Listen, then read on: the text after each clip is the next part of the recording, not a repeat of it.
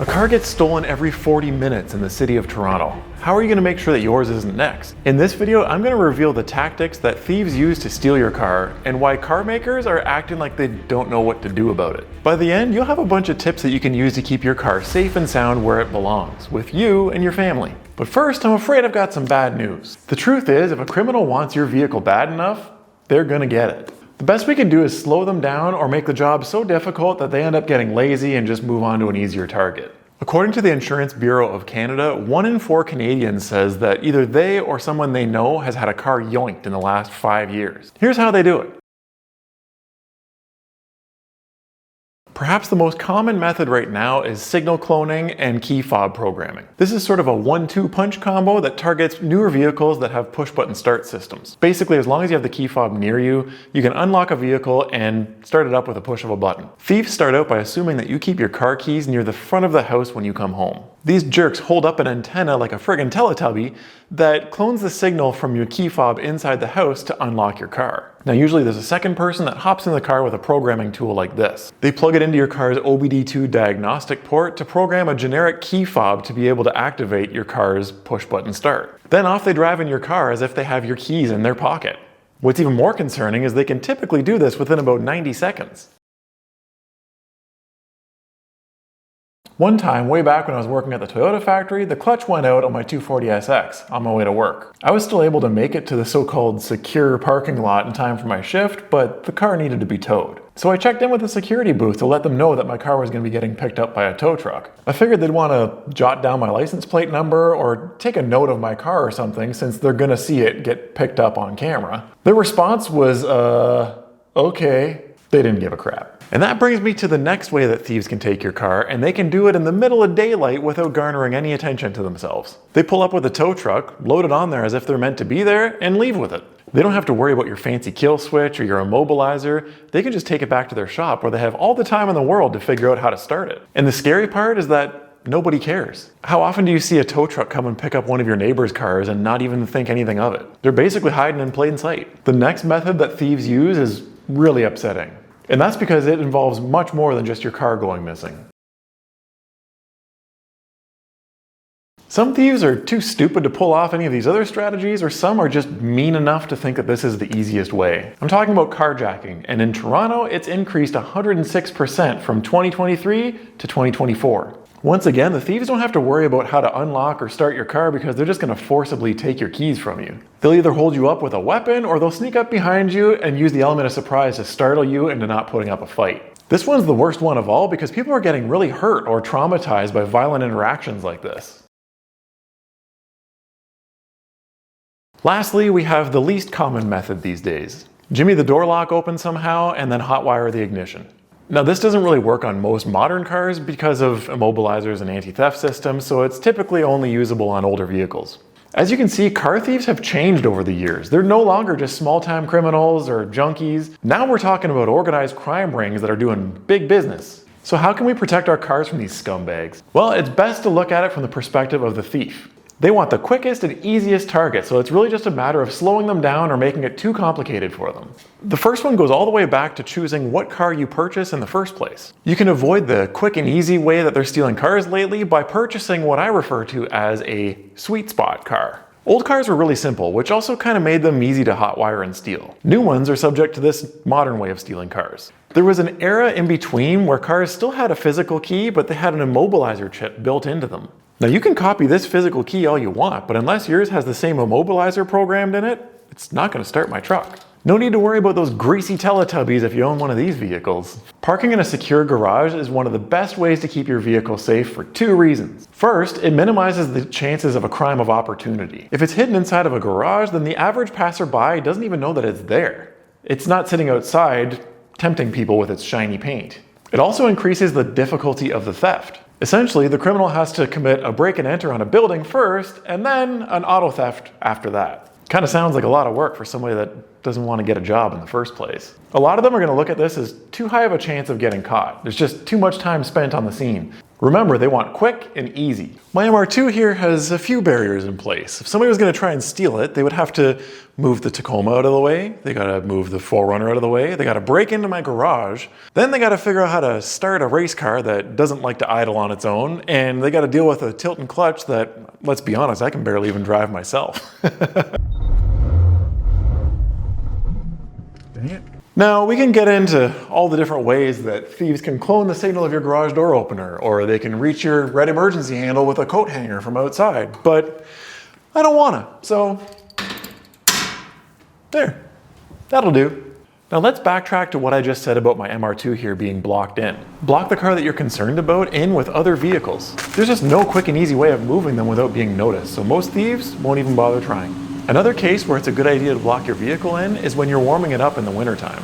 Think about it, if you have to leave your keys in it while it's running, a thief can just walk up, hop in, and drive off. You would think that this would be pretty obvious, but there's actually been a lot of stories of this happening in the news lately. An even better option is to use a remote starter to warm your engine up. This way, as you can see, you can keep the doors locked while it's running. And the other benefit is that you can start it up from inside your house while you're in your underwear still.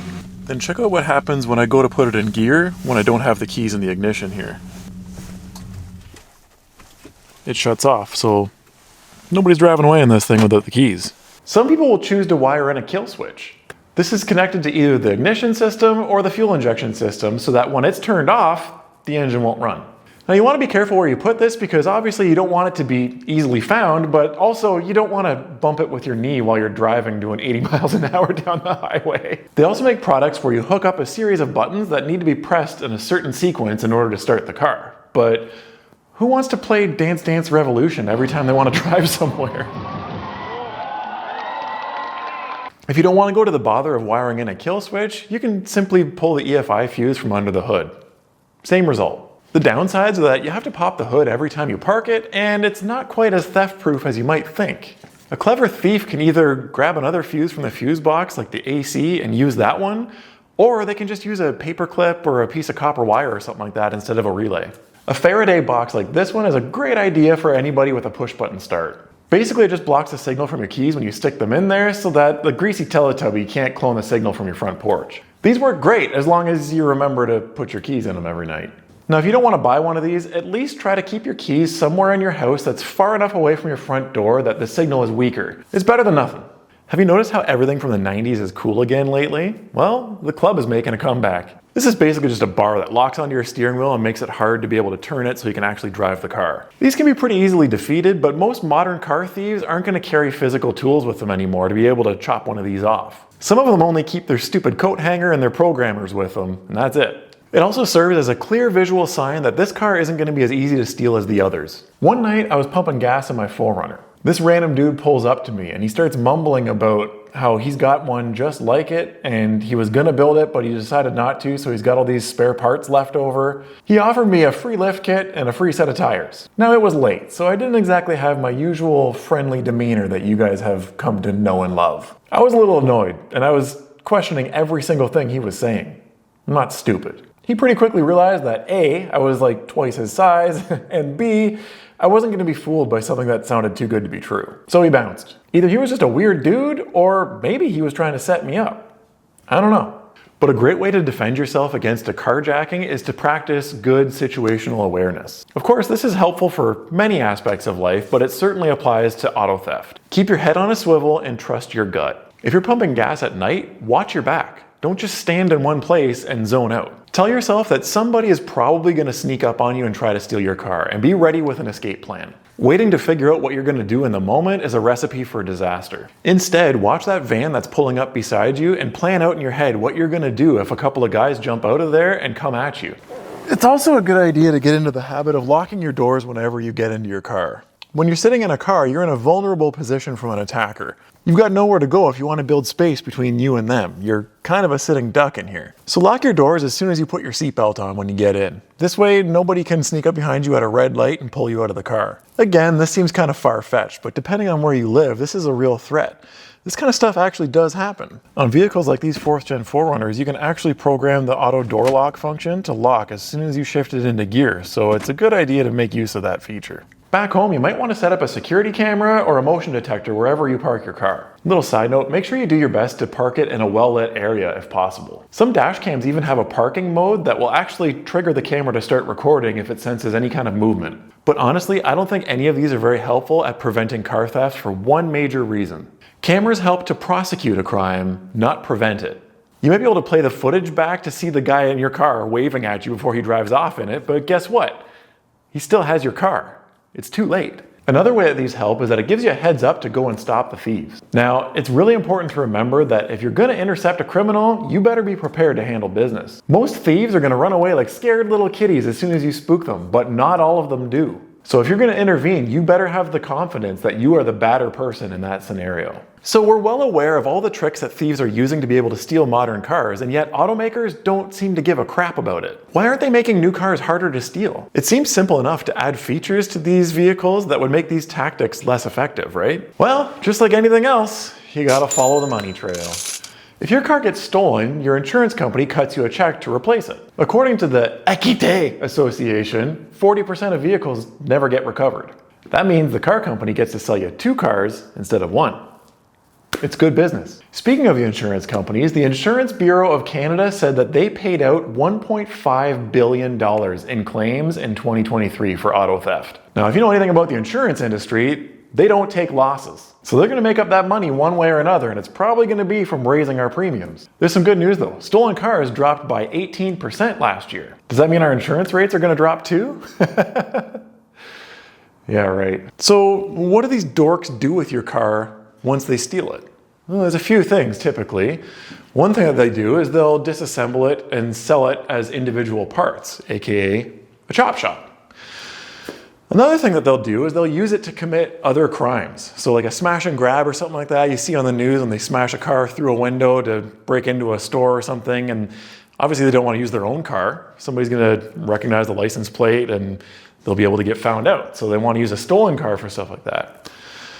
But perhaps the most common thing nowadays is they're shipping them overseas. According to Interpol, it's mostly to the Middle East and to West Africa. The guy I used to work with had his FJ Cruiser stolen. This was probably 15 years ago or something. And they ended up finding it at the port of Montreal, about to drive onto a shipping container, destined for, you guessed it, the Middle East. Auto theft is officially a national crisis here in Canada, according to the IBC. Why is that? Well, it's partly due to Canada's port system and how it focuses only on what's coming in and not what's coming out. The staff at the ports don't have the authority to inspect the shipping containers. CBSA agents do have the authority to search them, but they've been complaining about chronic understaffing for quite a while. So basically nobody cares what the shipping containers are being filled up with. The other issue here is that Canada's legal system is about as soft as puppy crap. Most people that get arrested for stealing cars are back out on bail and stealing cars again in no time. I guess the government wants to take it easy on these balloon knots because their daddies didn't love them enough when they were kids. Unfortunately, there's no way to protect your car 100% against theft. But stacking a few of these tips together will increase the level of resistance against the thieves. Hopefully, that'll make them give up and move on to the next target. Regardless, make sure you have proper insurance if you care about your car. And watch this video next if you want to see a cool way that I keep my belongings safe inside my truck.